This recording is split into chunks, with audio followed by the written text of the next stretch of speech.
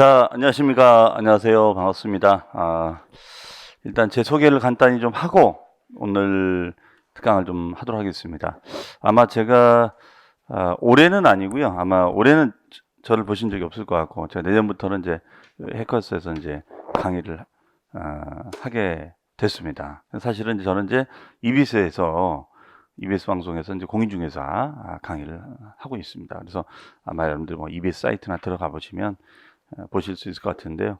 어쨌든 제가 연이 돼서 또 이렇게 해커스랑 또 같이 이렇게 또 강의를 하게 됐습니다. 그래서 그에 앞서서 어쨌든 시험이 이제 얼마 남지 않았다라고 해서 또 그런 부분들에 대해서 뭐 저도 느끼고 있기 때문에 좀 오늘 강의가 여러분한테 조금이라도 좀 도움이 됐으면 하는 차원에서 요 강의를 사실 추석 이렇게 전날인데도 이렇게 좀 마련을 했습니다. 그래서 여러분들 오늘 오신 보람이 있었으면 좋겠습니다. 근데 뭐 이름은 천기누설인데요. 뭐 제가 천기를 어떻게 알겠습니까? 네, 하지만 어쨌든 오늘 요 강의가 한번 정리한다는 느낌으로, 왜냐면 또 이제 혼자 명절 때 공부를 하는 것보다는 그래도 강의를 와서 또 한번 들어보는 것이 낫지 않는가라는 취지에서 이 강의가 오늘 준비된 거니까요. 특히 이제 세법은 생각보다 민경훈 하느라고 여러분들이 공부를 많이 못 하셨는데 어쨌든 마무리 좀 잘 하셨으면 좋겠고, 물론 오늘 뭐 처음 뵙지만, 물론 이제 우리 인강을 통해서 뵙는 분도 계시지만은 오늘 이 강의가 많은 좀 도움이 됐으면 좋겠습니다. 그리고 저는 이제 또 공인중개사 강의 외에도 실무 강의도 굉장히 많이 하고 있어요. 그래서 이제 공인중개사 합격하고 나서 실무 강의하는 것도 많이 하고 있으니까 나중에 여러분들 실무 강의 현장에서도 뵙기를 바랍니다. 어제도 이제 사실은 뭐 제주도에서 그 타운하우스 개발 사업을 크게 하시는 또 회장님하고 같이 식사를 하면서 자기가 이게 개발을 하면은 좀 이렇게 분양 같은 거 도와줄 수 있는 이 중개사분들이 계시냐? 내 주변에 많다. 지금 조금 있으면 이제 합격하면 이제 따서 할 사람 많으니까 소개시켜 주겠다.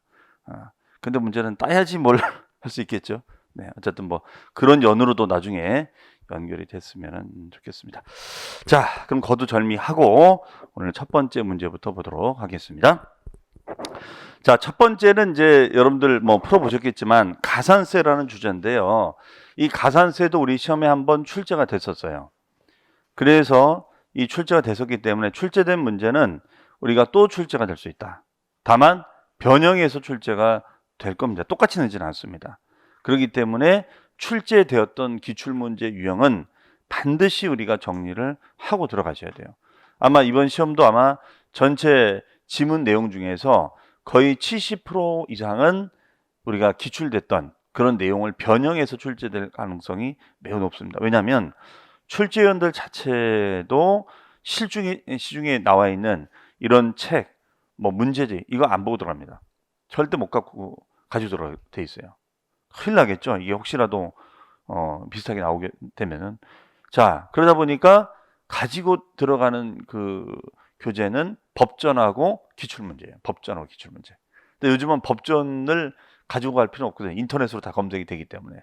그래서 그 내용 가지고 본인이 문제를 변형을 하는 거예요. 그렇기 때문에 왜 우리가 기출됐던 내용을 정확하게 인지를 해야 되느냐. 그리고 기출됐던 내용을 갖다가 단순히 풀어보는 것으로만 끝나시면 안 되고, 그 내용과, 예를 들어서 이런 가산세 내용이 출제가 됐었다 한다면 가산세 내용과 관련된 걸 다 정리해 놓으셔야 돼. 어떻게 출제할지 모르기 때문에. 무슨 말인지 아시겠죠? 네, 그런 작업들을 좀 보충해서 이렇게 하시면 좋을 것 같습니다. 물론 지금 뭐 자료는 다 각자 많이 계시잖아요. 뭐 지금 자료가 없어서 공부를 못 하겠어요? 자료가 너무 많아서 문제지. 그렇죠? 그렇기 때문에 지금 이 시점은 결론적으로 내가 공부량을 줄여야 돼요. 공부량을 줄이고 내가 볼 것만 보겠다. 그걸 계속 반복해서 봐야 돼요. 그리고 맞았던 문제보다는 틀렸던 문제를 반복해서 보셔야 돼. 희한하게도 틀렸던 문제는 또 틀려. 그렇죠? 틀렸던 문제는 또 틀려요. 지금 동영모의고사 보고 계시지만 틀렸던 문제는 또 틀려요. 다 각자 이 틀린 문제들이 많기 때문에 그런 부분들은 각자 꼭 반복해서 정리를 해 두셔야겠습니다. 자, 그러면 뭐 가산세는 다 아실 거고 바르게 연결되지 않은 것은 주로 물어본 것이 이 비율을 물어봤었어요. 비율을. 그러면 우리가 가산세는 우리가 비율 정리할 때 자, 가산세는 두 가지가 있잖아요. 신고 불성실 가산세하고 납부 불성실에 대한 가산세가 있다. 물론 이걸 납부 지연이라고도 표현합니다만, 그런데 요거를 우리가 출제를 했었어요. 납부 불성실보다는. 근데 이거는 신고 불성실 정도에 따라 가산세가 달라지죠. 그래서 불성실 정도가 우리가 10%가 될 때가 있고, 그 다음에 20%가 될 때가 있고, 40%가 될 때가 있습니다. 그러면 10%는 우리가 어떤 경우에 10%가 적용이 되는 거예요? 10%는 과소죠, 과소. 그렇죠? 자, 이제 이 정도 되시면 탁탁 나와셔야 돼요. 과소. 20%는 무신고. 그렇죠, 무신고. 그 다음에 40%는 부정자죠, 부정자. 부정자 붙으면 무조건 40% 되는 거죠. 대신 여기에 부정과소가 되든 부정무신고가 되든 다 마찬가지예요. 그렇죠? 그러니까 여기 부정자 붙은 거는 무조건 40% 되는 거야. 이게 부정무신고가 되든 부정과소신고가 되든 무조건 40% 되는 거죠. 그렇죠? 자, 그걸 잘 알아두시고, 만약에 부정자가 빠졌으면은 이때는 이제 무신고냐 과소신고냐를 구분해야겠죠. 그래서 이 신고 불성실 가산세 문제를 푸실 때는 부정이라는 단어가 있는지 없는지를 꼭 확인하셔야 돼요. 그게 가장 중요한 핵심 포인트가 되겠습니다. 자, 그러면 얘는 일단 정답부터 보죠. 그러면 취득세 일반 무신고는 우리가 20% 되는 거고, 얘는 부정자 붙었으니까 40% 되는 거고, 얘는 일반 과소니까 우리가 10% 되는 거죠. 그 다음에 자, 여기서 특이한 가산세가 있는데 4번이 답이 됐어요. 그러면 무신고는 당연히 얘는 가산세가 있는 거 아니야? 그런데 얘는 왜 틀렸냐? 10% 때문에 틀린 것이 아니라 얘는 납부세기 10% 가산세가 없습니다. 이 규정이 없어요. 왜 없냐? 바로 지방교육세는 독립세입니까? 부가세입니까? 얘는 독립세입니까? 부가세입니까? 부가세죠. 부가세. 부과되는 세금이에요. 부과되는 세금. 그러면 저는 이제 이거를 어떻게 강의하냐면 부가세를 저는 쉽게 말씀드리면 종이라고 그래요. 종. 그럼 부가세와 같이 움직이는 게 독립세죠. 그럼 독립세가 주인이야. 주인. 그러면은 주인이 종을 쫓아가요? 종이 주인을 쫓아가? 종이 주인을 쫓아가. 그러면 이 신고 안 한 거는 종이 안 한 거예요? 주인이 안 한 거야? 주인이 안 한 거야. 맞아요? 그러면 주인이 안 한 거를 종이 안 했다고 해서 문제가 돼야 안 돼요? 안 돼요. 종은 따라간 죄밖에 없어. 따라서 종은 따라간 죄밖에 없으니까 얘는 가산세를 내면 돼, 안 돼? 안 되는 거예요. 이해하시겠어요? 네. 요거는 외우는 게 아니에요. 이해하시면 되는 거예요. 우리는 지금 암기할 걸 자꾸 줄여나가야 돼. 지금 암기할 게 너무 많아, 지금. 뭐 공법은 이루 말할 수 없어요. 그렇죠? 그러니까 최대한 암기량을 줄이고 내가 외울 거면 외우자. 이 전략로 가셔야 됩니다. 자, 그래서 여러분들 어떻게 정리하시는지 모르겠지만, 자, 종은 처벌받는다, 안 받는다? 안 받는다. 이렇게 생각하시면 돼요. 그래서 무신고가세가 없는 거야. 그러면 지방교육세만 그런가? 우리가 부과되는 세금이 지방교육세만 있을까요? 지방교육세 말고 또 있죠. 중요한 농어촌 특별세. 농어촌 특별세도 있어요. 농어촌 특별세. 그러면 농어촌 특별세도 이런 해당 규정이 있느냐 없느냐? 없어요. 없습니다. 대신 주의할 점이 있어요. 주의할 점. 주의할 점 뭐냐면 농어촌 특별세라든가 요 지방교육세는 납부불성실 가산세는 존재해요. 이거는 있어요. 이거는. 따라서 무신고나 과소신고 가산세는 적용하지 않지만 납부불성실 가산세는 적용이 됩니다. 이해하시겠죠? 납부불성실 가산세는 적용이 된다. 까지 정리하셔야 돼요. 까지. 네. 그 다음에 자 5번은 우리가 중요한 조항이죠. 왜냐하면 우리가 가산세 중에 취득세밖에는 안 나오는 유일한 가산세가 요 중가산세예요. 중가산세. 이건 취득세밖에 없는 조항이에요. 그렇기 때문에 꼭 알아두셔야 되는 가산세입니다. 그러면 이때 중이 바로 뭐냐? 무골중자죠. 무골중자. 무골중자. 무골중자. 자, 그러면 얘는 산출세계 몇 프로예요? 80%. 최대가 40%인데 얘는 이거의 2배야, 2배. 그렇죠? 자, 그러면 중가산세는 이 규정을 정확하게 기억하셔야 됩니다. 중가산세는 어떨 때 적용되는 거냐면 사실상 취득을 했어요. 사실상 취득을 했는데 신고를 하지 아니하고 매각하다가 걸리게 되면 산출된 세금의 80%를 붙일 수 있다. 요 문제까지 정확하게 기억하셔야 됩니다. 그럼 얘는 우리가 어떤 취지냐? 미등기 전매. 미등기 전매를 차단하기 위해서 만든 조항이란 말이에요. 미등기 전매는 우리가 등기법상 중간생략 등기를 말하는 거죠. 자, 그렇게 해서 몰래 팔다 걸리면 얘는 40%의 더블을 갖다 내라 이거예요. 이렇게 많이 내는 건 없어요. 우리 양도소득세에서 최고세율이 몇 프로죠? 70%. 걔보다 더 많아요. 그렇죠? 그렇기 때문에 꼭 알고 계셔야 된다. 자, 또 한 가지. 자, 요것도 중요한 의미가 있는데, 자, 그럼 이렇게 한번 물어볼게요. 종합부동산세는 종합부동산세를 무신고하면은 무신고가산세가 있죠. 종합부동산세를 무신고가산세가 있죠. 맞나요? 어차피 O 아니면 X야. O, X. O? 그냥 막 날리는 거예요, 이제? 자, 없습니다. 종합부동산세는 무신고 가산세 규정이 있다 없다? 없다 이거야. 이거 되게 중요한 거죠. 왜 없을까요? 종합부동산세는 신고가 원칙이에요, 고지가 원칙이에요? 고지가 원칙이잖아요. 고지가 원칙인데 어떻게 신고를 하지 않았다 해서 문제가 되겠어. 자, 종합부동산세는 얘는 원칙은 정부 부가세목이에요. 정부 부가세목. 즉 고지한다는 거죠. 고지기 때문에 신고를 하지 않았다고 해서 문제될 건 없다고. 그렇죠? 다만 예외적으로 신고를 선택할 수는 있죠. 신고를 선택할 수 있어요. 선택적 신고가 가능해. 그러면 선택적 신고가 가능한데 그 신고를 잘못한 거야. 그러면 이 신고가 과소 신고가 됐을 때는 이 경우에는 가산세를 부담을 해야 된다. 이런 얘기예요. 그래서 얘는 과소 신고 가산세만 적용이 되는 거예요. 이해하시겠죠? 네. 자, 이런 거 놓치기 딱 좋죠? 예를 들어 종합부동산세 무신고 가산세는 납부세액이 20%. 그럼 틀리는 거예요. 없어, 그 규정이. 그렇죠? 자, 이런 것들 조심해서 알아두시고 부정자가 있으면 40%, 없으면 10%, 20% 나눠진다는 거. 그 다음에 부과되는 세금은 우리가 주인이 아니라 종이야. 종은 따라한 죄밖에 없어. 그러니까 주인이 안 한 거에 대한 책임을 지지 않는다. 다만 납부불성실 가산세는 책임을 져라. 그렇죠? 자, 이렇게 정리를 하시면 되겠습니다. 자, 두 번째 문제. 제척기간 문제입니다. 자, 이 제척기간 문제도 출제가 됐었죠. 네, 제척기간. 자, 제척기간 하면은 떠오르는 단어가 뭐냐? 제척기간. 제척기간 하면은 떠오르는 단어가 바로 납세의무의 소멸사유. 납세의무의 소멸사유.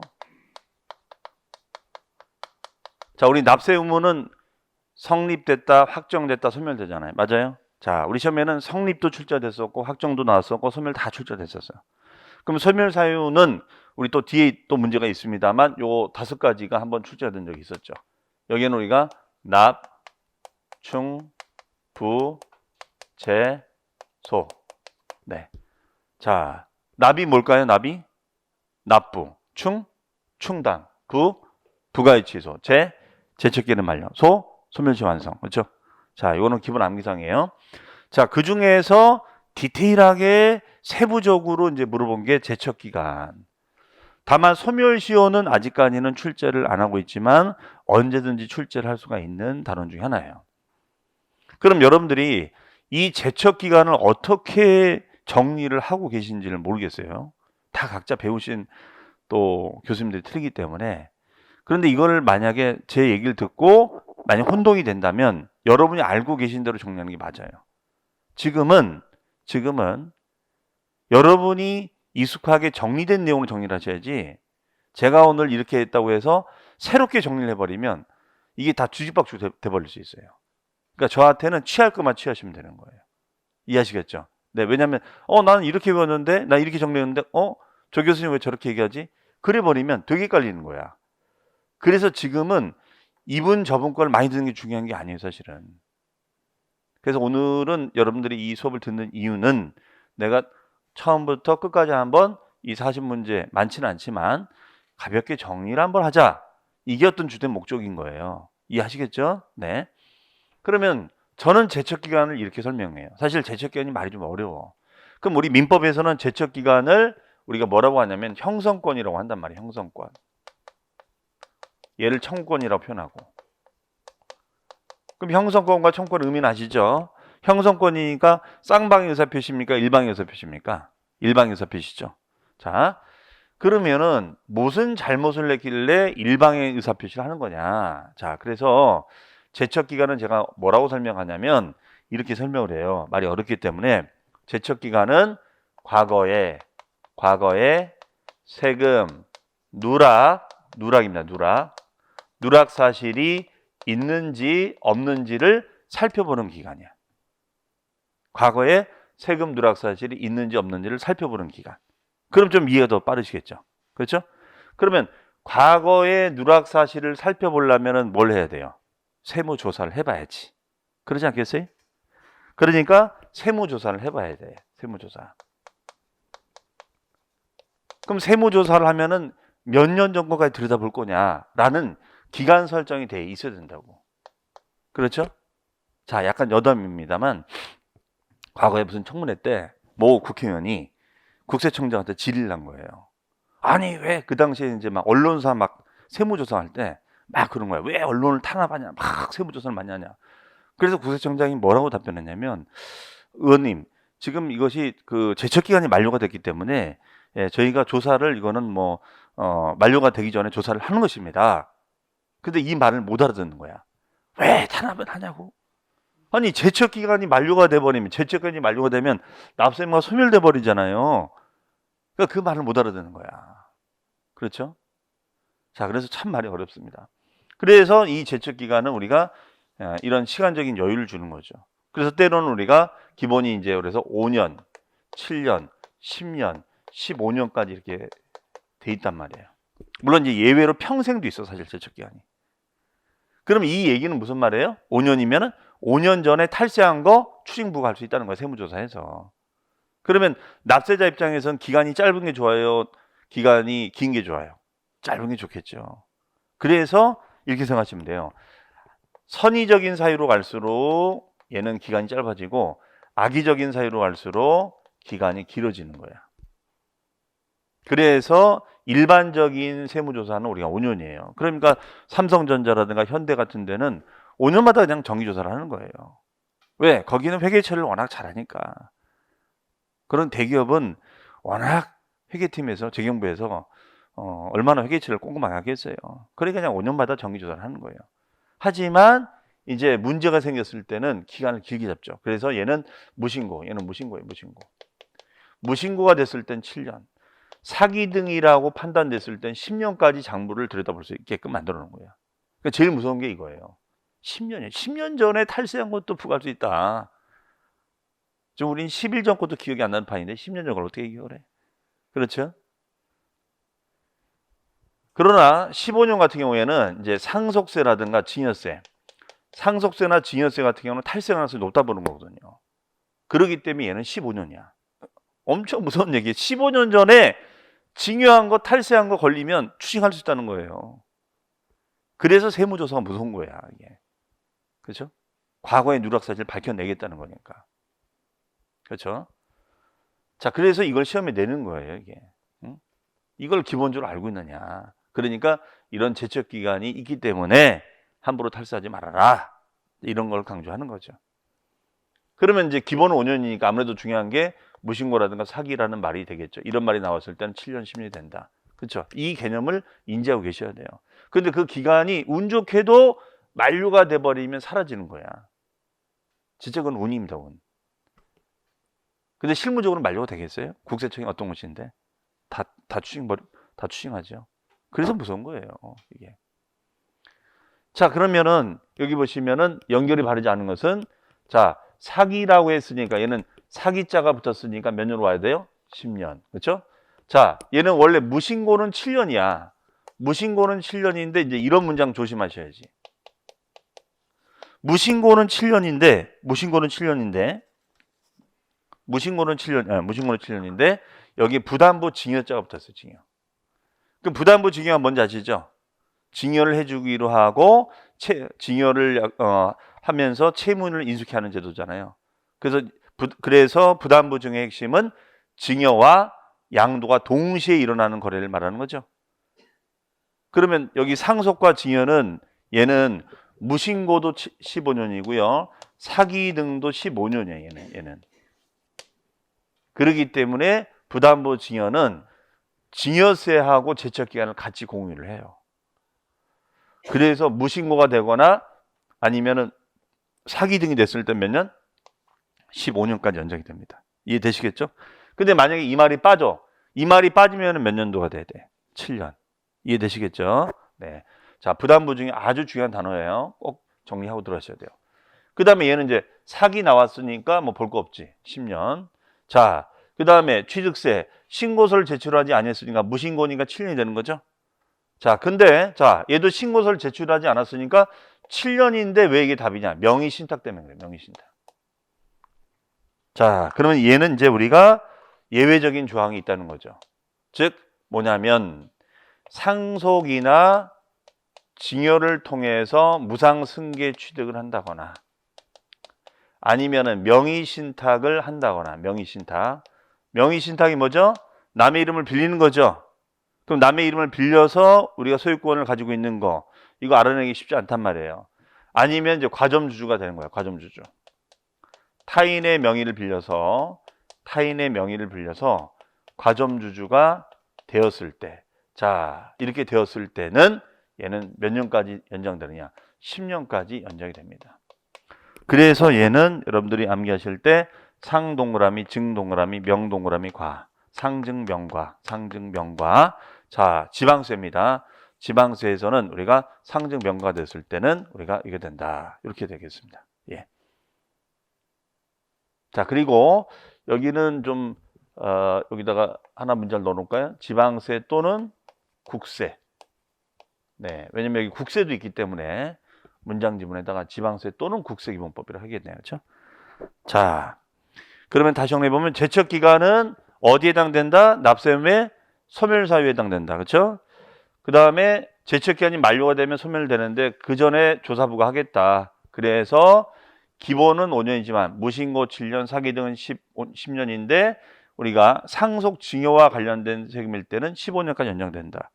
그러면 여기서 양도세는 무신고가 7년이 되지만 부담보 증여는 증여 엑센트가 붙기 때문에 똑같이 15년 움직인다는 거예요. 그렇죠? 그리고 지방세도 무신고는 7년인데 상증 명과가 됐을 때는 10년으로 예외를 둔다. 아셨죠? 네, 꼭 정리를 하고 들어가셔야겠습니다. 자, 세 번째 문제. 세 번째 문제는 여러분들이 많이 들여다보신 내용의 문제예요. 바로 납세의무의 성립 시기. 자, 우리 납세의무의 절차 중에서 가장 출제를 많이 했던 우리가 내용 중에 하나죠. 성립 시기. 그러면 이 성립 시기 문제를 왜 이렇게 출제를 많이 했던 거냐? 자, 그 이유가 있어요.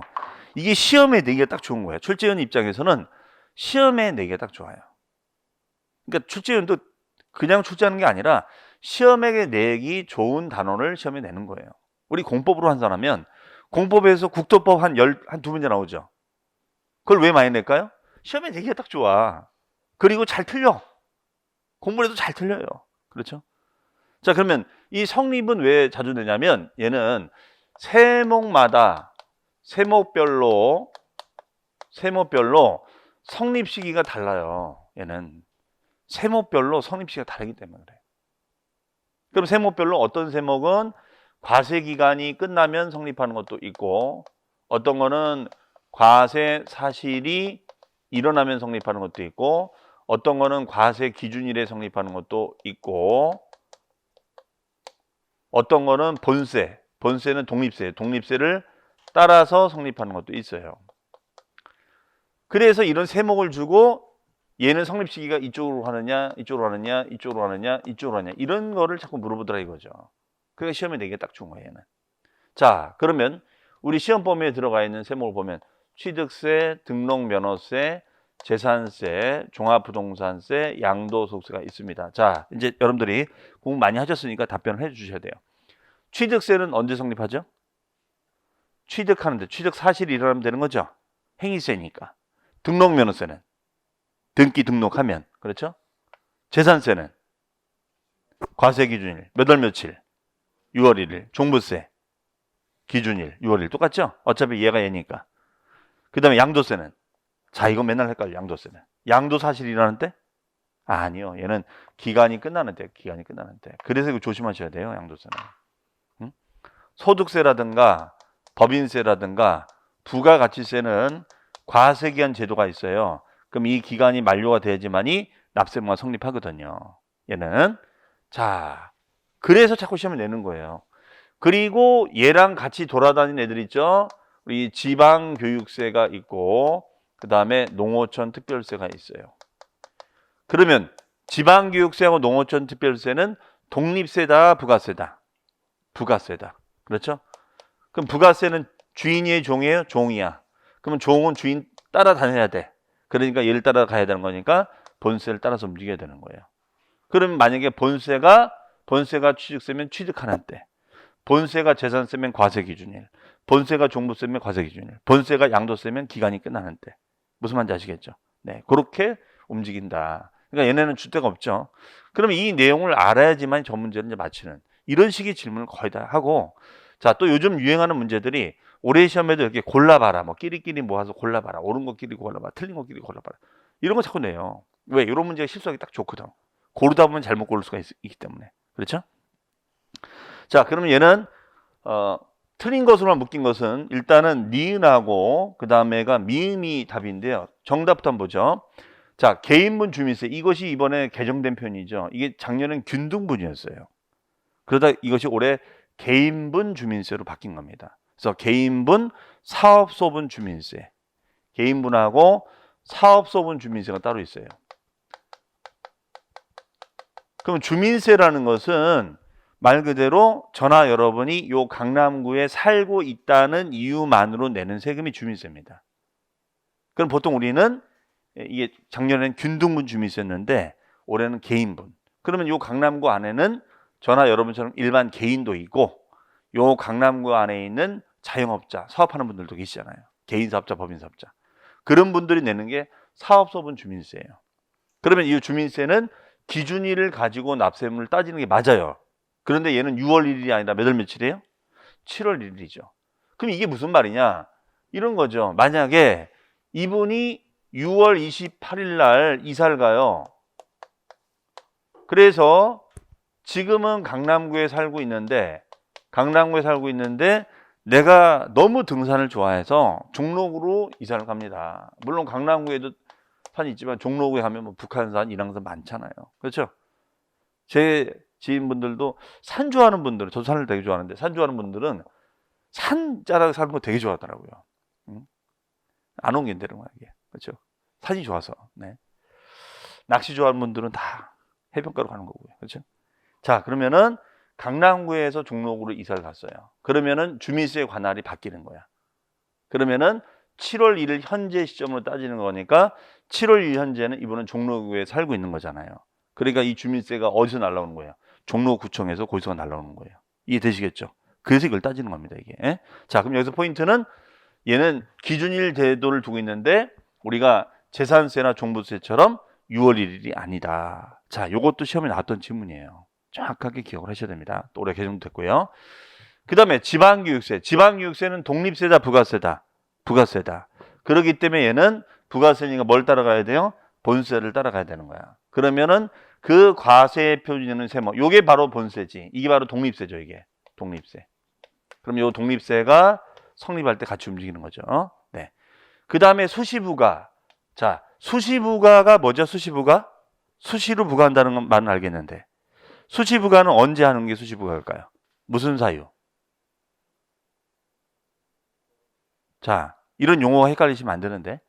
수시부과는 조세, 포탈, 우려가 있는 사유. 조세, 포탈, 우려가 있는 사유를 수시부과라 하죠. 그러면 조세, 포탈, 우려가 있는 사유가 발생해야 된다. 그럼 조세, 포탈했기 때문에 기간을 정하지 아니하고 아무 때나 부과하겠다 이런 얘기예요. 자, 수시부가 우리 잘 평상시 정리 잘 하지 않는 내용이기 때문에 정리를 잘 해두셔야 돼요. 네. 그 다음에 요 미음 같은 거, 요거 아주 소가나온방하기 딱 좋아. 자, 만약에 이 지문이 맞으려면은 이 말이 없었어야지. 이 말이 있었다면은 이 문장이 맞아요. 분명히 소득세나 법인세나 부가지세는 기간이 끝나는 때 성립한다며요. 맞죠? 자, 그런데 이 문장을 보시면 예정신고라고 했잖아요. 예정신고. 그럼 여러분들 예정신고는 언제까지예요? 양도일이 속하는 달에 뭐예요? 말일. 말일날 성립하죠. 말일날. 그렇죠? 왜? 말일로부터 2개월 이내에 신고하는 거니까. 그렇죠? 그러니까 아무런 말이 없으면은 기간이 끝나는 때야. 그런데 예정자가 붙었을 때는 중간에 팔았다는 거니까 말일날 성립한다. 이런 예외가 있죠. 그렇죠? 자, 그래서 정답은 5번이 되겠고요. 어쨌든 성립식이 자주 나왔던 주제입니다. 세목을 주고 얘가 각각 언제 꽂히는 건지 이걸 잘 비교 정리를 해주셔야 돼요. 네. 자, 그다음에 이제 4번 주제. 4번 주제는 이제 납세의 확정과 관련된 문제이면서 얘는 부가징수 방법을 물어보는 거예요. 부가징수 방법. 자, 부가징수는 말 그대로 세금을 결정해서 징수 걷는 부가해서 걷는 방법을 찾는 건데 문제는 뭐라고 되냐면 보통징수 방법에 의하여만 부가징수하는 것끼리 묶인 거는 이라고 우리가 얘기를 했습니다. 그렇죠? 자, 그럼 얘는 정답은 디귿과 리을이 되어 있는데요. 자, 여기서 분명히 물어본 것이 지방세 중이었어요. 그렇죠? 자, 그러면 여기서 정리를 하고 넘어갈 게 뭐냐? 우리 세금을 부과하고 징수하는 방법이 있습니다. 자, 부과하고 징수하는 방법이 있어요. 그럼 부과하고 징수하는 방법은 뭐냐면 납세무자 스스로 자진신고 방식이 있고요. 두 번째는 고지납부 방식이 있고요. 그 다음에 세 번째는 원천징수 방식이 있어요. 원천징수. 자, 이렇게 나누죠. 그런데 보통 신고하고 고지는 여러분들 구분이 잘 되시는데 작년 시험 문제가 요거와 유사한 문제가 나온 거예요. 징수 방법을. 그런데 의외로 제가 수업 시간에 늘 강조를 많이 하는 게 뭐냐면 저는 용어를 저는 굉장히 많이 강조를 해요. 용어가 정리가 안 되면 안 된다. 근데 작년 문제 의외로 이 용어를 많이 틀렸어요. 아주 기본적인 용어인데 어려운 거는 많이 아는데 막상 기본적인 용어를 놓치는 거야. 왜 그런가 봤더니 그냥 단순히 외우기만 한 거예요. 그러니까 그냥 막 암기식만 하신 분들은 이런 문제 나오면은 의외로 많이 틀리더라고요. 왜? 내가 기본 용어 정리가 안 돼 있는 거예요. 그래서 제가 시험 보기 전에 혹시 모르기 때문에 꼭 우리 기본서 여러분 가지고 계신 기본서에 맨 앞에 가보시면 조세총론에 용어가 나와요. 납세무자 대상. 그럼 아는 용어 빼놓고 특이한 용어들 있죠. 원천징수, 특별징수, 체납액, 체납자 그런 용어가 툭 튀어나올 수 있단 말이에요. 올해 시험 중에서 20% 정도 이상은 여러분이 보지 못했던 내용에서 잘 안 봤던 내용에서 출제를 한단 말이에요. 그렇기 때문에 뭐 세율 외우고 이런 거는 어차피 시험 당일날 가서라도 외우면 되는 건데 용어는 지금 한번 볼 시간이 없거든요. 그래서 여러분들이 한번 그 용어도 한번 쭉 우리 기본서 본 지 꽤 오래되셨죠? 네, 그 부분도 한번 참고를 하셨으면 좋겠습니다. 자, 그러면 자진신고는 대충 아실 것 같고요. 고지납부. 자, 고지서를 발부하는 거죠. 과세관청에서. 그럼 여기는 국세 고지가 되는 것이 있고 지방세 고지가 되는 것이 있죠. 그러면 국세 고지하는 것을 이거를 뭐라고 한다? 정부 부가세목이라고 지칭하고 있고요. 지방세 고지하는 것을 얘를 보통 징수한다 이렇게 표현하고 있습니다. 그 다음에 원천징수하고 비슷한 표현을 뭐라고 하냐면 이것을 특별징수 이렇게 표현해요. 특별징수.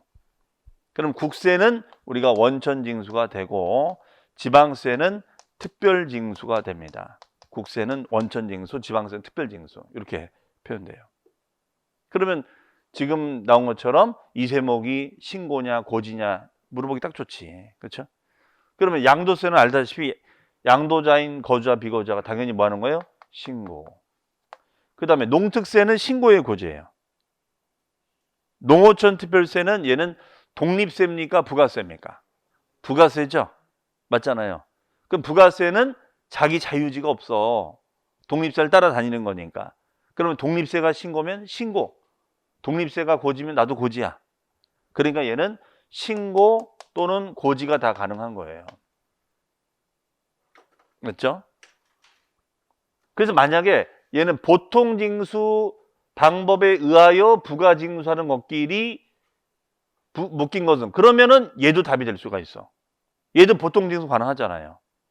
그런데 물어본 단어는 의하여만이라고 했기 때문에 얘는 들어가면 안 되는 거야. 이런 거 착각하기 딱 좋거든요. 농특세도 보통징수 되는 거 아닌가? 될 수는 있지. 하지만 여기서 물어본 거는 오로지 보통징수 방법만 되는 걸 찾으라고 했잖아요. 그러니까 얘는 빠지는 거예요. 그렇죠? 자, 이런 거 주의하셔야겠죠. 그럼 농특세만 그런가? 지방교육세도 마찬가지지. 지방교육세도 마찬가지죠.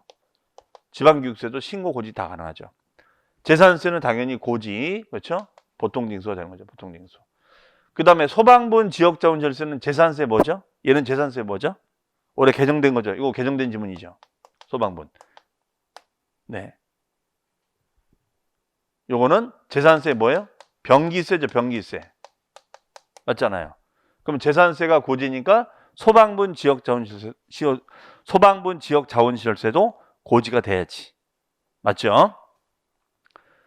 자, 그 다음에 지역자원시설세가 특정 시설분이 또 있네. 올해 이것도 개정이 된 거예요. 그러면 우리 지역자원시설세는 뭐냐? 이게 작년에 나왔어요. 한 번도 거의 출제 안 하다가 덜커덕 나와버렸단 말이에요. 그래서 제가 작년 특강 때도 지역자원시설세는 자세히 몰라도 최소한의 기본 용어는 정리하고 들어가셔라. 포인트는 잡고 들어가셔라. 이렇게 설명을 드렸었는데 나와버린 거야, 그게. 그러니까 올해도 그럴 수가 있어요. 안 나온다고 해서 영원히 안 나오는 것이 아닙니다. 왜냐하면 거의 지금 32시험이기 때문에 31년 동안 안 내본 문제가 없어요. 그러면 출제원은 어떤 문제를 냈어요? 그동안 안 냈던 부분에서 20% 이상 내는 거예요. 그렇죠? 근데 그 모래알을 다 찾아내기는 쉽지 않아. 그러나 적어도 내가 용어적인 개념은 알고 들어가셔야지. 그러면 얘는 뭐예요? 그 해당 지역의 자원을 개발하거나 오물처리, 소방시설을 활용해서 이득을 얻었을 때 내는 지방세가 바로 이 지역자원시설세가 되는 거죠. 그러면 얘는 소방시설, 그렇죠? 네. 그 다음에 특정 시설, 컨테이너라든가, 네. 그 다음에 특정 자원이 있어요. 특정 자원. 지하수, 지하자원, 이런 자원을 활용해서 내는 세금이에요. 그럼 얘네들은 어떤 세금이냐? 얘는 신고납부. 이런 사업주나 자원개발자가 신고납부하는 거고, 얘는 재산세 병기세니까 당연히 뭘로 가야 돼요? 보통징수로 가는 거죠. 그렇죠? 자, 그래서 이 지역자원시설세가 신고인지 고지인지 정도는 여러분이 잘 기억을 하셔야 돼요. 그리고 더 나아가서 얘는 화재 위험 건축물이 되면, 화재 위험 건축물이 됐을 때는 우리가 2배 또는 3배 중과되는 조항도 있다는 거. 이게 작년에 출제됐었죠. 3배, 2배 중과. 그러면 얘는 뭐 저유장, 주유소 뭐 이런 거. 아니면 복합 상용관이나 11층 이상의 건축물 등. 요거는 3배를 중과한다. 이게 그동안 출제를 안 하다가 작년에 탁 나와버린 거야. 그렇죠? 근데 이런 기본적인 특징을 알고 들어가셨던 분들은 건진 거고, 한 번도 이거를 정리 안 하고 하셨던 분들은 이건 또 뭔가 이제 했겠죠. 그렇죠? 자, 정리했습니다. 잘 정리해 두시고요. 다음에 5번입니다. 자, 5번은 납세의 소멸 사유. 자, 이 문제를 만약에 잘 풀어내셨으면은 공부가 많이 되신 거야. 이 문제 정도를 푸실 정도면은 납세무에 대해서 공부를 많이 해 놓으신 거예요. 자, 요거는 아까 우리 암기상이죠? 자, 소멸에 관한 설명으로 틀린 것은, 자, 소멸 사유에는 뭐가 있다고요? 납, 충, 부, 재, 소. 맞죠? 네. 그 다음에 정답 2번이죠. 아까 문제 거를 잘 풀었으면 얘도 풀었겠네. 무신고시는 양도세가 제척기간이 7년이지만 뭐가 껴있어요? 부담부 증여가 껴있죠. 맞아요? 그럼 부담부 증여니까 얘는 몇 년으로 가야 돼? 그렇죠. 15년으로 가야죠. 15년. 그렇죠? 자, 만약에 부담부 증여자가 빠지면 7년으로 가야 되는 거죠. 네. 그 다음에 자, 소멸시효는 기본적으로 5년이야.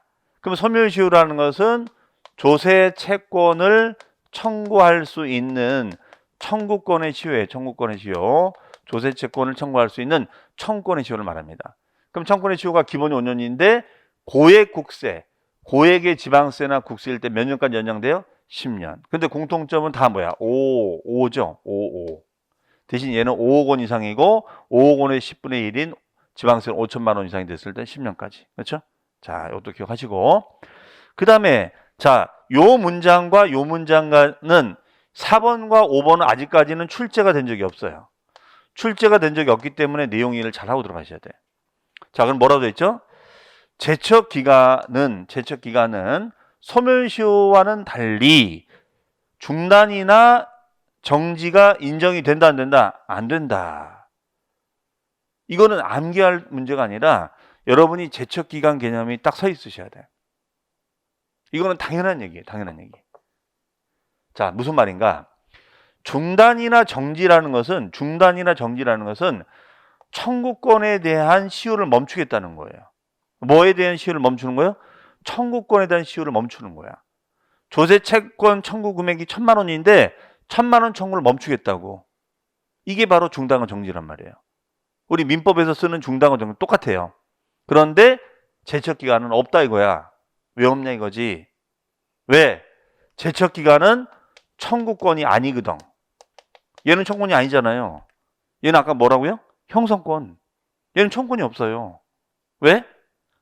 자, 제척 기간은 뭐라고요? 과거의 세금 누락 사실을 살펴볼 수 있는 기간이야. 그러면 과거에 누락된 세금이 얼마 있는지 지금 채권이 확정됐어요, 안 됐어요? 채권 확정이 안 된 거야. 채권 확정이 안 됐는데 어떻게 청구권 행사를 합니까? 그렇잖아요. 그럼 청구권 행사를 못 하는데 어떻게 중단과 정지가 있을 수 있어? 논리상 말이 안 되는 거지. 그렇기 때문에 얘는 중단과 정지가 없는 거예요. 그렇게 개념만 딱 잡아놓으면 이거는 외울 것도 없어요. 이게. 그래서 핵심은 제척 기간은 청구권이다 아니다? 아니다. 청구할 수 없는데 어떻게 중단과 정지할 수 있니? 그래서 없는 거예요. 자, 그렇게 정리하시면 되겠고. 그 다음에 소멸시효는 중단된다. 자, 그러면 이 문장도 아직까지 출제된 적이 없어요. 그러면 청구를 했는데 청구권 시효가 스탑 멈추는 거죠. 그러면 이 시효가 진행이 돼. 자, 5년의 시효예요. 2년의 시효가 흘렀어. 멈췄단 말이에요. 그러면 시효가 멈췄다가 중단됐다가 다시 시효가 진행될 수 있거든요. 자, 그러면 이 경우에는 시효가 몇 년 남아 있을까요? 중단 사유가 되면 시효가 몇 년일까요? 3년일까요? 5년일까요? 이 얘기야. 네? 우리 이거 민법에 나오지 않나요? 중단 정지? 나오잖아요, 이거. 똑같아요. 자, 중단 사유가 되면은 요 기진행된 시효를 인정한다 안 한다? 안 하잖아요. 다시 처음부터 시효가 5년 진행이 되는 거지. 이게 중단이지. 근데 정지 사유는 이미 2년의 시효가 흘렀다고 한다면 요 시효를 인정해 주죠. 인정해 줘요. 그러면 나머지 시효 몇 년 남은 거야? 3년 남은 거예요. 3년 남은 거예요. 이것을 우리는 정지 사유라고 해. 그렇죠? 그러면 이거를 우리가 외워야 되는 아니요? 자, 정지는 말 그대로 전체 5년의 시효 중에서 2년의 시효를 인정해도 될 만큼 여유가 있다 보는 거예요. 다시 말하면 과세관청에서 봤을 때 정지는 세금을 안 내겠다는 것이 아니라 낼 가능성이 높다 보는 거야. 그렇기 때문에 얘는 요 기진행된 시효를 인정해줘도 남은 시효 가지고 추징할 수 있다 보는 거예요. 그래서 주로 얘는 기간을 유예시켜주는 개념은 다 정지예요. 그럼 기간을 유예시켜주는 게 뭐냐? 징수 유예, 체납처분 유예. 자, 그런 것처럼 분할 납부, 연부 연납 이런 단어가 들어가면 다 얘는 정지 사유가 돼요. 응? 분납한다, 연부 연납한다, 연부 연납한다. 아니면 징수를 유예해 준다. 아니면 체납 처분을 유예해 준다. 이런 단어들이 들어가면 다 얘는 정지로 보시면 돼. 왜? 낼 가능성이 있다 보는 거니까. 분납이 뭐예요? 안 내겠다는 게 아니잖아요. 나눠 내겠다는 거니까. 하지만 여기 보세요. 얘는 갈 때까지 간 애들이야. 고지한다, 독촉장 나눈다, 최고장 날린다. 최고장은 독촉. 독촉은 뭐냐면 이제 당사자에게 독촉하는 거고, 최고장은 2차 납세자에게 독촉하는 거예요. 그 다음에 교부청구. 교부청구는 뭐냐? 배당 청구하는 거, 배당 청구. 그럼 이건 거의 갈 때까지 간 거지. 그렇기 때문에 얘는 못 받을 것 같아. 따라서 기진행된 시효를 무시해버리고 다시 처음부터 5년의 시효를 진행시키는 거야. 그러면 5년 동안 널널하게 받아내겠다는 거죠. 그렇죠? 자, 그래서 아직까지는 이 개념이 출제가 안 됐어요. 아직까지는 요 두 가지가. 그래서 요 4번과 5번은 좀 정리를 하고 들어가시는 게 좋을 것 같습니다. 자, 6번 문제 갑니다. 자, 6번 문제가 나오면 그냥 하나 주는 문제지. 이런 문제 틀리시면 안 되지. 이런 문제 틀리면. 이런 문제는 틀리면 안 돼요, 진짜. 네. 그래서 제가 항상 얘기하는 게 뭐냐면 어려운 문제를 많이 맞추는 게 중요한 게 아니에요. 어려운 문제 한두 문제 맞히고 쉬운 문제를 다 틀려버리면 끝이지 뭐. 네? 어려운 문제 많이 맞춘다고 뭐 우리 학교로 따지면 막 투자로 문제 많이 푼다고 중요한 게 아닙니다. 쉽고 중요한 문제를 정확하게 맞춰야 돼. 아까 방금 맞던 5번 문제는 틀릴 수 있어요. 이거는 개념적인 걸 요구하는 거니까 이 쉬운 문제 아니란 말이에요. 그런데 이런 문제는 틀리면 안 돼. 그렇죠? 그래서 여러분들이 남은 기간 동안 하실 건 뭐냐면요. 어려운 파트 문제는 건드려봤자 맞출 확률이 매우 떨어져요. 여러분들이 만약에 저랑 오늘 뭐 계산 문제 제가 맨 뒤에 40번 넣어놨습니다만 그 문제가 그나마 좀 어려운 문제인데 자, 그 문제를 내가 만약에 풀어내려면 딱 보자마자 1분 20초 안에 풀어내야 돼요. 과연 여러분들이 이 문제를 오늘 풀었다고 해서 당일 나가서 풀 수 있을까요? 그건 장담 못합니다. 네, 풀었어도요 기억이 안 나요. 그렇죠? 그러니까 결론적으로 뭐냐, 건질 거면 건지는 수밖에 없어요. 이제 그런 걸 이제 남은 기간 동안 연습을 하셔야 돼. 그렇죠? 이거는 뭐 사실 뭐 크게 정리할 건 없잖아요. 취득 보유 단계에서만 부과되는 지방세 이밖에 더 있어요? 그렇죠? 그러면 양도세는 양도 단계, 재산세는 보유 단계, 얘는 취득 보유죠. 취득 보유. 왜? 취득세, 부가세, 재산세, 부가세잖아. 종부세, 보유, 농특세, 취득, 보유, 양도. 그렇죠? 그럼 여태까지 뭐 여러분들 모의고사 시간에 보면은 이런 문제 많이 내잖아요. 막 보유할 때만 내는 거, 취득할 때만 내는 거, 양도할 때만 내는 거, 취득 보유, 양도. 그렇죠? 자, 이 문제를 왜 뭐 매년 출제하지 않지만 2, 3년 주기로 출제하냐면 이거죠. 이제 공인중개사 우리 시험의 출제 기준 중에 방향은 실무와 연계성 있는 주제를 출제를 해달라. 이게 문제 출제 기준 지침이에요. 그럼 이건 실무와 연계성이 있다 보는 거예요. 왜냐하면 적어도 여러분이 중개업을 하실 때 의뢰인이 와서 물어볼 거 아니에요. 자, 이런 추석날 명절 때 또 온다고. 자, 그러면 내가 이 부동산을 분양을 받으면 어떤 세금을 내는 건가요? 물어볼 거 아닙니까? 최소한 이 정도 설명을 할 수 있어야 된다라는 취지에서 이 문제를 내는 거야. 그러니까 이 문제는 무조건 맞추셔야 돼. 이런 거 틀리시면 안 돼요. 자, 그래서 얘는 3번 되겠습니다. 7번입니다. 자, 7번의 분할납부 물납.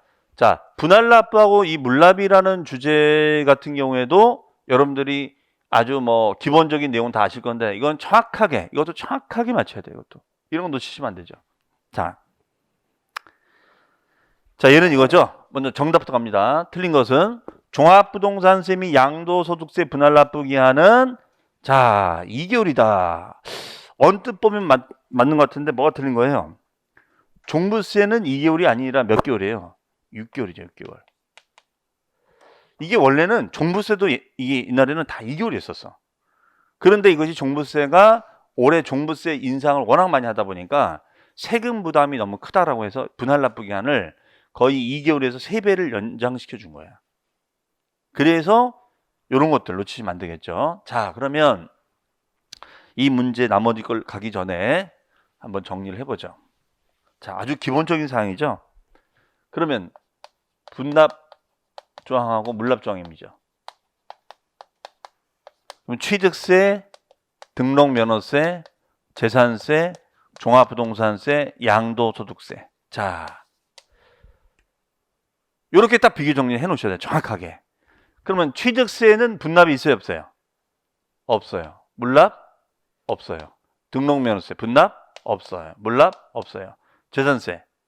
있어요. 물납? 있어요. 자, 종부세 분납 없어요? 둘 중에 하나 어차피. 있죠. 방금 물어봤잖아, 여기. 그렇죠? 근데 물납은 없죠. 자, 양도세 분납 있죠. 물납 없죠. 그렇죠? 자, 그러면은 둘 다 없는 거는 취득세하고 등록면허세야. 그래서 여기 지문에 보시면은 취득세와 등록면허세는 분할납부 물납 규정을 적용한다 안 한다? 하지 아니한다. 꼭 정리해 두셔야겠고요. 그 다음에 유일하게 재산 분할납부나 물납이 다 가능한 세금은 재산세야. 맞죠? 그럼 재산세는 얘는 얼마 초과돼야지 분납이 되는가요? 250만 원 초과죠. 250만 원 초과. 몇 개월 이내? 2개월 이내. 자, 물납은 얼마 초과? 1,000만 원 초과.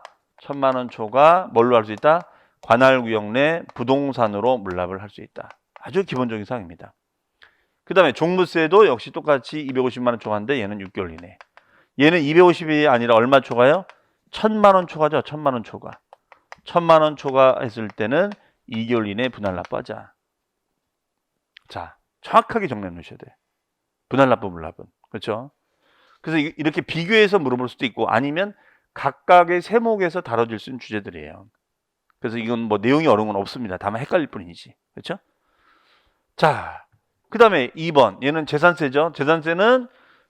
재산세는 보시면 유일하게 우리 시험 범위에 들어가 있는 세목 중에는 유일하게 물납이 돼요. 나머지는 안 된다는 거. 그렇죠? 그러면 1,000만 원을 초과하고 신청. 자, 신청은 며칠이에요, 얘는? 10일이에요, 5일이에요? 10일이죠.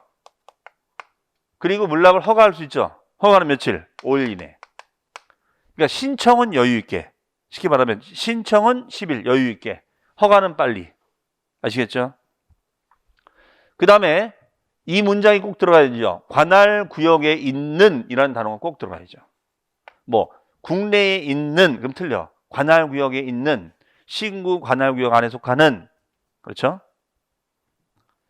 그 다음에 자, 요 3번 지문 같은 경우에는 제가 사례를 든 거야. 이 분납은 사례 문제로도 문제를 물어봤었어요. 그 사례가 나오면은 해석할 줄 아셔야 돼요. 이런 문제가 이제 우리 현장에 딱 가면 되게 어렵게 느껴져요. 똑같은 내용인데 이런 것들은 눈에 우리가 딱 익숙하기 때문에 딱 지켜지는데 사례가 나오면 저기서 봐 이게 생각을 해야 되잖아. 평상시 연습을 안 하고 들어가면은 이런 지문하면 순간적으로 헷갈리는 거예요. 그러면 얘는 800만 원이니까 물론 250만 원 초과가 됐어요. 250만 원 초과 됐는데 대신 250만 원 초과 500만 원까지는 250만 원 초과액이고 500만 원을 초과하는 경우에는 어떻게 되는 거예요? 그 세금의 몇 프로 이하? 50% 이하로 분할납부할 수 있는 거죠. 그럼 여기서 떠올라야 되는 것은 50% 이하예요. 50% 이하. 그럼 50% 이하니까 최대란 말이 들어간 거야. 얘는. 그럼 800에 50%니까 400이 되는 거예요. 그럼 이 말의 의미는 50% 이하니까 400도 되지만 380도 된다는 거죠. 이해되시겠죠? 그렇게도 물어볼 수 있는 거예요. 그러니까 우리 똑같은 문장을 이렇게 바꿔버리면 순간적으로 헷갈린다고. 이게 250만 원 빼줘야 되는 거 아니야? 아니지. 그래서 이 사례를 해석을 잘 하셔야 돼. 자, 그 다음에 양도소득세입니다. 얘는 다른 것들 재산세하고 종부세는 250만 원 초과인데 유일하게 양도세만 얼마 초과해요? 1,000만 원 초과가 돼야 돼. 그렇죠? 그리고 얘는 예정 때도 가능하고 확정 때 다 가능합니다. 양도하자마자 신고하는 때도 되고 5월 달에 확정 신고하는 경우에도 다 가능하다. 그렇죠? 그럼 얘는 어떻게 돼요? 얘는 1,000만 원 초과, 1,000만 원 초과, 2,000만 원 이하가 됐을 때는 얼마를 분할납부하는 거예요? 1,000만 원 초과액을 분할해서 납부하는 것이다. 그 다음에 두 번째는 2,000만 원 초과죠. 2,000만 원을 초과하는 경우에는 그 세금의 50% 이하, 그 세액의 50% 이하로 분할해서 납부할 수 있다. 이거를 사례로 물어본 거야. 그렇기 때문에 이 사례로 물어볼 가능성이 올해도 충분히 있어요. 그러니까 이해를 잘 정리해 두셔야 돼요. 자, 그 다음에가 8번 문제로 합니다. 자, 8번 문제는 역시 나오면 무조건 맞춰야 돼. 무조건 맞춰야 되는데 이거는 정확하게 암기가 안 되면 맨날 헷갈리는 파트예요. 바로 독립세하고 부가세. 그러면 독립세가 납부세일 때도 있고 감면세일 때도 있는데 이때 연결이 바르게 연결된 것은 자, 그럼 보겠습니다.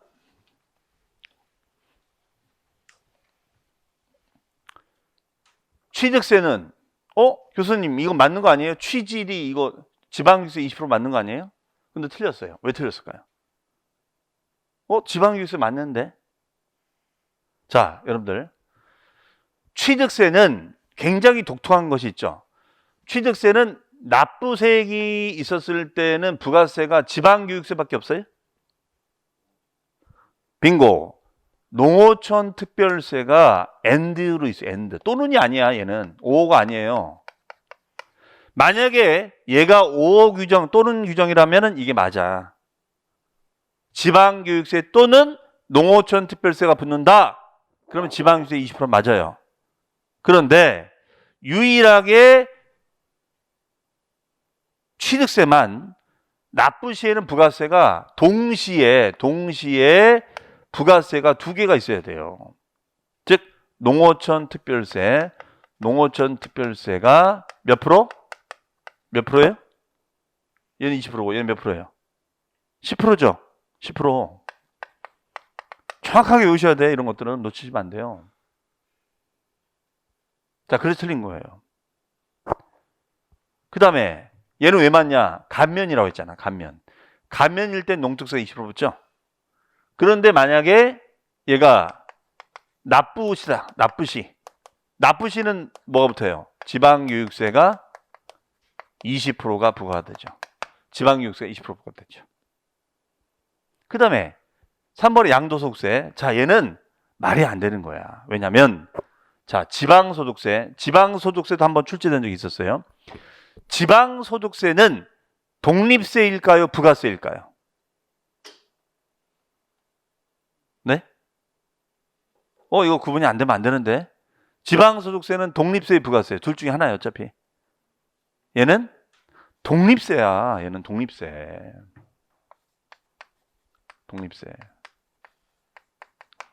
오늘 잘 오셨네. 그러니까 여러분들 보면서 내가 지금 뭘 놓치고 있는지를 잘 정리해 놓으셔야 돼요. 네. 그러면 독립세인데 여기 나오면 안 되지. 독립세인데 여기 왜 나와? 물어본 거는 지금 부가세를 물어봤잖아. 이해하시겠어요? 아니 10%가 맞는 것 같은데 그것이 아니라 얘는 독립세고 다만 얘는 세율을 적용할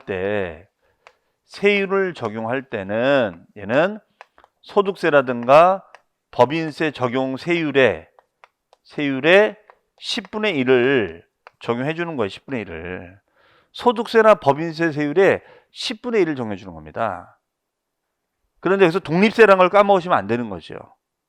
자, 그리고 세 번째는 얘는 소액이 됐을 때는 징수를 면제줘요. 소액이 됐을 때는 징수를 면제주는 조항이 있습니다. 그럼 소액 징수 면제면 얼마 미만이에요? 얼마 미만? 2,000원 미만이죠. 2,000원 미만일 때는 아예 안 받잖아요. 그렇죠? 자, 이 내용도 시험에 출제된 적이 있었어요. 그러면 우리가 소득세 세율이 만약에 70%다. 그럼 얘는 7%가 되는 거고 얘가 60%가 된다. 그럼 얘는 6% 등이 되는 거예요. 그렇죠? 자, 그래서 이거는 세율을 정할 때 쓰는 말이고 얘는 독립세니까 여기 나오면 안 되는 거야. 말이 안 돼요. 다만 우리가 양도소득세가 감면됐을 때 얘가 감면됐을 때는 감면세액의 20%만큼 부가세가 있어요. 감면됐을 때는 20%만큼 어떤 세금이 부과될까요? 양도세는. 우리가 배우는 시험 범위의 부가세는 딱 두 개밖에 없어요. 농특세 아니면 지방교육세야. 얘는 감면시가 되면 여기 뭐가 붙을까요? 양도세는. 지방교육세야, 농특세야. 둘 중에 하나예요. 어차피. 네. 얘는 농어촌 특별세지. 농어촌 특별세. 농특세, 농어촌 특별세. 자, 잘 정리해 두세요. 맨날 헷갈리니까. 그 다음에 종합부동산세는 농어촌 특별세가 부과되는 게 맞는데 납부세액의 10%가 아니라 얘는 납부세액의 20%가 부과되죠. 20%. 그 다음에 재산세는 20% 맞는데 농어촌 특별세가 아니라 얘는 지방교육세가 20% 부과되죠. 지방교육세가. 자, 그래서 이런 문제도 여러분들이 정확하게 암기하시고 맞춰 놓으셔야 돼. 그리고 얘는 이렇게 하나의 문제로 만들 수도 있지만 각각의 내용으로도 문제를 낼 수 있어요. 각각 세목에서.